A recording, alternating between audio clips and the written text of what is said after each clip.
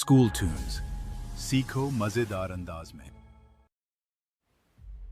अस्सलाम वालेकुम, मेरा नाम आसिफ इकबाल है और आज मैं आपको लेकर चलूंगा एक शानदार तारीखी सफर पर 4100 साल पुरानी वादी सिंध की तहजीब यानी मोहनजो दाड़ो की तरफ।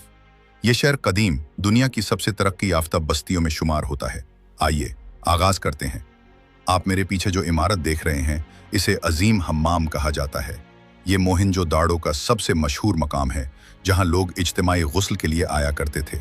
इसकी तामीर में सफाई और तरतीब की बेहतरीन मिसालें नजर आती हैं।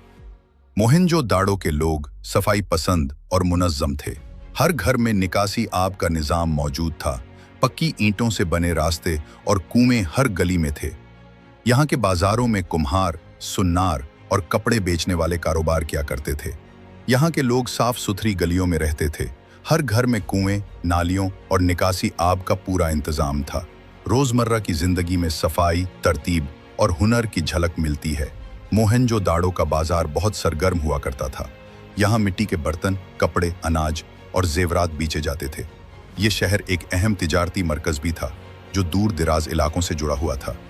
वादी सिंध के लोग तहरीर के माहिर थे। ये मेहरे जानवरों और अलामती तहरीरों के साथ पाई गई हैं जो आज तक मुकम्मल तौर पर पढ़ी नहीं जा सकी। इनसे पता चलता है कि ये तहजीब निहायत तरक्की याफ्ता और मुनज़्ज़म थी। मोहनजो दाड़ो हमें ये सिखाता है कि हमारी तहजीब कितना आगे थी। साइंस, सफाई, फन तामीर और एक मिसाली ज़िंदगी का नमूना। आएं, अपनी इस शानदार विरासत को समझें और दुनिया को फ़ख्र से दिखाएं। शुक्रिया।